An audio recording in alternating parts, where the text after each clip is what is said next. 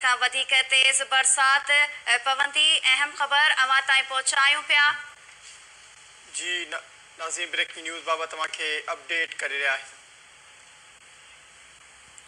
सिंध में बरसात पई आहे, गर्मीअ जो ज़ोर टुटी वियो आहे, जॾहिं त हेठाहीं वारा इलाइक़ा पाणी हेठि अची विया आहिनि। बरसात खां पोइ बिजली जो निज़ाम दरम बरम थी वियो आहे, जॾहिं त ॿुधाए पियो वञे त सुभाणे खां वधीक तेज़ बरसात पवंदी।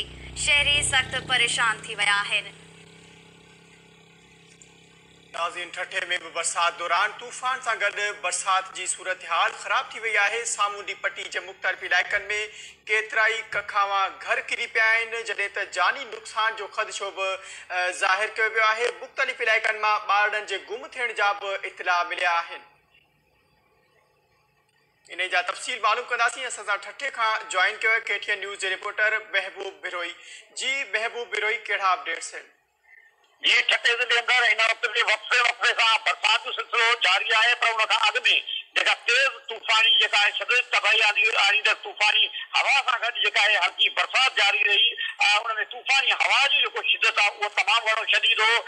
जे हवाले सां ॿुधायो पियो वञे त 80 खां 100 ऐं 100 खां 120 किलोमीटर जी रफ़्तार सां जेके तूफ़ानी हवाऊं फैलियूं आहिनि, जंहिंजे नतीजे में ठठे आसपास ऐं साहिली पट्टी जे मुख़्तलिफ़ इलाइक़नि में केतिराई माण्हू ज़ख़्मी थियण जा इतला मिलिया आहिनि, जंहिंमें हिन वक़्त ताईं जेका तस्दीक थी आहे ठठे शहर में गर्ल्स कॉलेज भरिसां महेश्वरी पाणे में जेका आहे हिकु घर जी दीवार किरण सबबि हिकु औरत जमुना महेश्वरी उहा शदीद ज़ख़्मी थी पई आहे। उनखे सिविल अस्पताल मुंतक़िल कयो वियो आहे, जॾहिं त साहिली पट्टी जे ॻोठ शेख रायो में जेके घरनि जा जेके छित जेके ॾही पिया आहिनि, घरनि जा जेके चापोड़ा किरी पिया आहिनि, जंहिंजे नतीजे में हिकु औरत ऐं हिकु ॿार समेत 4 ॼणा जेके ज़ख़्मी थी पिया आहिनि, उन्हनि खे बि अस्पताल मुंतक़िल कयो पियो वञे।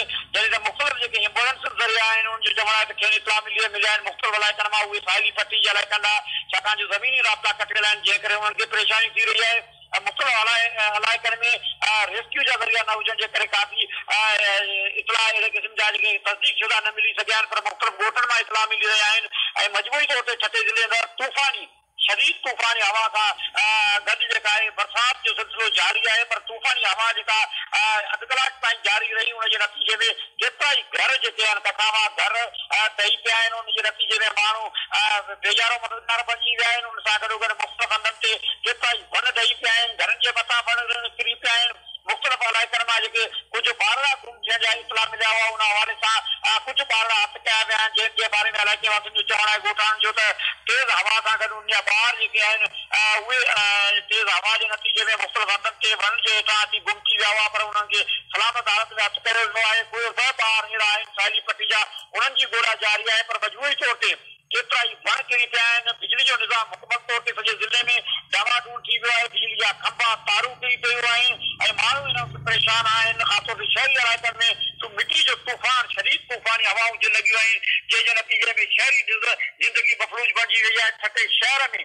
टैक्सी स्टॉप ते जेका आहे जेके टैक्सी स्टॉप ते बीठल जेके कारुनि जे मथां चापड़ ऐं जेके वण किरण जे करे नवा जेके कारूं आहिनि, उन्हनि खे शदीद नुक़सान रसियो आहे।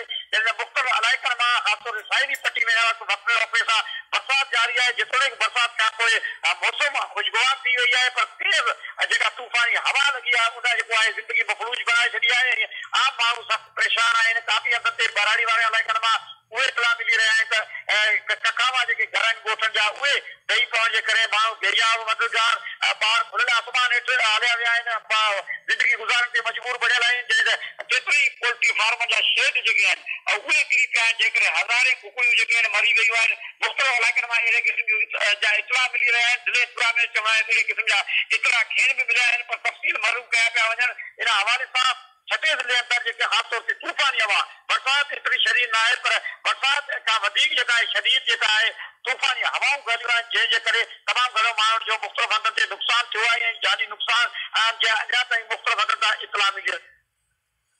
महबूब बिरोई अपडेट करण लाइ अव्हां जी वॾी महिरबानी।